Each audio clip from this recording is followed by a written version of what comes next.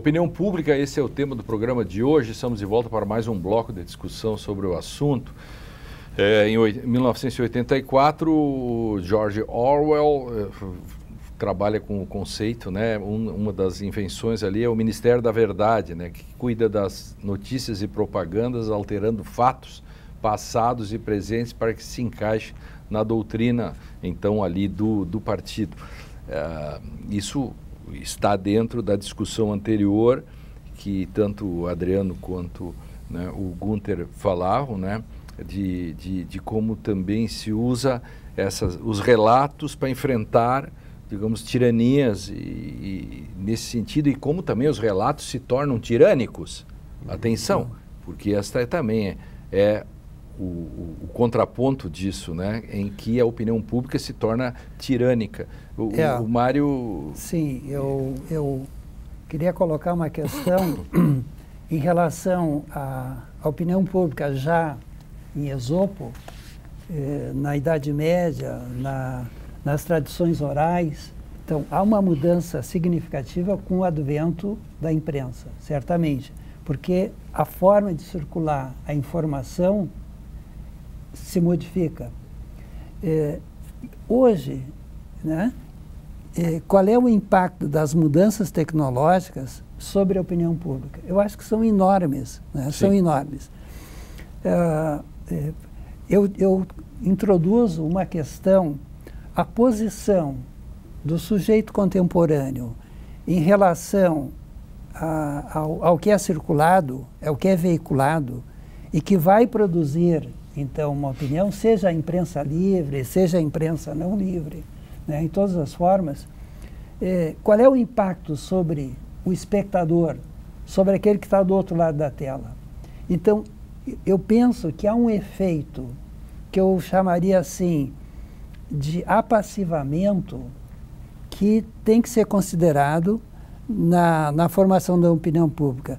E esse apassivamento, eu daria um nome, é uma posição de complacência, né? O sujeito se senta na frente da televisão e ele é complacente, né? Ele adere a um jogo e ele é complacente. Você poderia dizer aí que aquele conceito da violência simbólica que o Pierre Bourdieu trabalhava, em que o emissor não coage o receptor, só reage no sentido de absorver isso, e por isso que a violência é simbólica, né? Isso. E, então, nos dispositivos jurídicos, por exemplo, se forma uma posição que é a impostura. O que é a impostura? O sujeito, ele age segundo o protocolo, né? Isso se chama impostura. Quer dizer, quem é que está agindo ali? Ele diz, eu segui o protocolo. Em todos os campos, né? Se tu não segue o protocolo, não é aceitável. Na medicina, na educação, no direito, né? Quer dizer, o que significa estar submetido ao protocolo? No direito hoje, até que seguir o protocolo seria uma boa... uma boa... como Hobbes diria que a objetividade salva, né? Porque auctoritas non veritas facit legis, né? Bueno. Porque o contraponto disso que o Mário diz, é a ideia, ou talvez uma ideia de fundo, é que nós devemos cultivar esta autonomia e essa liberdade frente aos códigos, frente aos protocolos, frente à opinião pública, que era o dilema. Eu disse no início, quando eu estava mencionando a fábula, que era um dos temas da fábula, né, de fundo, que não é o que se passa para a criança, mas é um tema de fundo. E qual é a sua autenticidade? Qual é a sua organização preferida? Eu acho que aqui nós mitificamos um pouco a ideia de que haja uma autonomia e de que nós possamos alcançar esse estágio de liberdade frente aos códigos. Veja, eu vou usar o exemplo da linguagem, que é o que nós estávamos falando já antes. Você pega grupos e nós começamos a falar um dialeto específico, e os grupos falam dialetos específicos. E quando esses grupos começam a falar dialetos específicos, as pessoas começam a entrar e falar esses dialetos, o dialeto do jurídico, o dialeto da filosofia, o dialeto da sociologia, da economia, e as pessoas não se dão conta que elas fazem as duas coisas, elas assimilaram o dialeto e elas contribuem para o dialeto. Mas se elas não falam aquele dialeto, elas não podem participar daquele jogo. Portanto, dizer eu tenho autonomia, eu vou fazer um outro dialeto no direito que não seja o dialeto do direito. Não vai funcionar, você não está jogando esse jogo, você está jogando um outro jogo. Então também dá para dizer, Gunther, que não se pode superestimar também, no sentido de que a opinião pública pode tudo, ou a construção de uma opinião pública, por exemplo, só se vende o vendável. Você não vai pegar qualquer pessoa e transformar no governador do estado, por mais, ou do presidente da República, por mais propaganda que se tenha, por mais dinheiro que se tenha para fazer, e também, ou fazer propaganda de óleo de rícino. Hoje nós estamos de manhã assim, levantou e disse assim, você já tomou o seu óleo de rícino hoje pela manhã? Não vai ter propaganda sobre o óleo de rícino. Ou seja, seja feliz tomando óleo de rícino.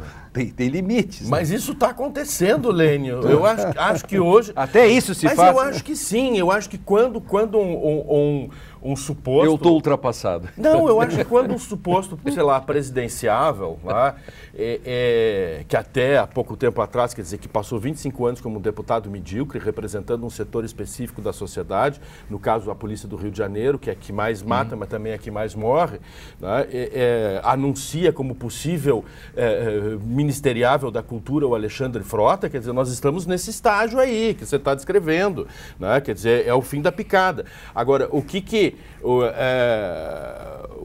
acontece? Você mencionou no início, né, o George Orwell em 1984. Ah, sim. Eu gostaria de trazer, quer dizer, para responder essa questão, como contraponto, uma outra obra que é muito similar, mas cuja abordagem me parece diferente, porque é centrada na sociedade e não no Estado, que é o Admirável Mundo Novo. Tá? Então, do Huxley. Né? Então, eu acho que enquanto Orwell estava preocupado com a figura do Estado totalitário, né, quer dizer, que cria mecanismos de intervenção e de controle que são absolutos, né, algo como o Estado nazifascista, o Estado stalinista, etc. Quer dizer, ele toma esse princípio como referência para produzir a obra dele e projetar um futuro distópico. Né? O Huxley, né, quer dizer, ele estava imaginando um mundo no qual as pessoas se satisfazem com o consumo imediatista, quer dizer que elas não têm o menor grau de transcendência humanista. Está falando de hoje, então. Exatamente, quer dizer, o que o Huxley descreve, ou seja, o que as pessoas do mundo do Huxley querem é aquilo que a Hannah Arendt disse que iria acontecer. Com a política, ou seja, que o homem público estava em declínio e o que as pessoas passariam a reclamar e a demandar da política seria uma coleção de síndicos. É o que as pessoas querem. Elas querem síndico para pintar meio fio da calçada, para tapar buraco, né, de rua, para que a vida delas esteja razoavelmente organizadinha. Né, mas é isto, né, quer dizer, reduziu-se a política a essa noção. Isso corremos o risco, o Dieter faz a pergunta, que vem do Facebook, sim.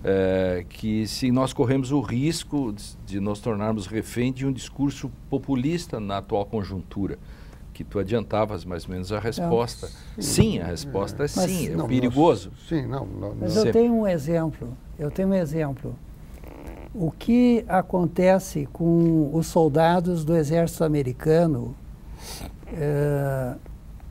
esses jovens recrutados para o exército, eles encontraram um problema seríssimo. Quando esses jovens entraram numa situação de combate efetivo, eles eram mortos facilmente. Por quê? Porque eles estavam acostumados a lidar com o mundo apenas virtual. Sim. Eles tinham uma adesão aos jogos. Tá? E eles iam para a guerra achando que era um videogame. E aí o que eles tiveram que fazer? Eles tiveram que começar a pegar esses jovens e colocá-los, antes de botar na batalha, botá-los em exercícios com o mundo físico, com as situações fáticas e não virtuais. Sim, o sujeito não tem 5, 6 vidas. Não tem A primeira uma bala vida só. pode acabar com... Exatamente. É impressionante. E esse é um impacto do virtual sobre como se forma o nosso pensamento. Quer dizer, onde é que está o pensamento? Pensamento crítico. Ter uma formulação de oposição. Vocês estão muito saudosistas. Mas o Guinter trouxe um tema que casa com esse do Mário, que é das tecnologias. Ele mencionou lá o nazismo e tal. O modo como a sociedade assimilou o cinema, tá? O modo como ela não estava preparada para assimilar o cinema tem muito a ver com a efetividade da propaganda nazista. A propaganda nazista, ela se valeu bastante de técnicas que ela própria foi desenvolvendo e que tinha a ver com a expressão cinematográfica e que é como as pessoas confundem a realidade, porque é facilmente, veja, de novo, é o mito do fato. Nós temos contato direto com a realidade, você está vendo um filme e parece que é a realidade. E como é que aquilo mexe com você? Então, esse é um dado histórico de como é que populações com meios de massa, de comunicação de massa, que trazem muito vivamente a realidade, podem modificar e ajudar a criar uma opinião pública, portanto, uma certa concepção hegemônica que permite exercício político. Nós precisamos fazer exercícios políticos de massa, porque o mundo está massificado. Eu tenho a impressão que hoje nós estamos vivendo um novo aprendizado, que é o aprendizado com com mídias sociais. Então, nós não estamos ainda adaptados a como é que essas mídias sociais, como é que nós podemos reagir às mídias sociais. A experiência desses poucos anos mostra algumas coisas e algumas conexões importantes. As pessoas, elas próprias, não sabem bem como reagir. Porque mas agora nós não temos a imagem, mas nós temos a pessoa. É o Mário me dizendo algo. E o contato humano entre pessoas é muito forte. No sentido assim, ele tem um significado muito importante para mim, o que o Lênio, que eu conheço, de quem sou amigo, tem a me dizer. E as mídias sociais fazem isso de uma maneira massiva, né? Ele extrapola muito os nossos limites de amigos, né? Podemos falar nisso, porque o Aristóteles dizia que nós temos um limite do que você pode ter de amigos. Porque nós temos uma memória limitada, você não pode se relacionar com mais de 140 pessoas, mas no Facebook você tem milhares de amigos. Então é interessante ver como é que isso cria uma descompensação, mas eu acho que nós vamos voltar a um ponto de equilíbrio. Mas corremos riscos nessa fase de disrupção. Essa pergunta sobre as críticas fortes que são feitas, né? Eu acho que a gente pode no próximo bloco abrir com isso, Direito e Literatura, fazer um rápido intervalo. No próximo bloco, que é o quarto e último, a gente continua discutindo opinião pública e ver se é opinião pública ou publicada. Um café e já voltamos.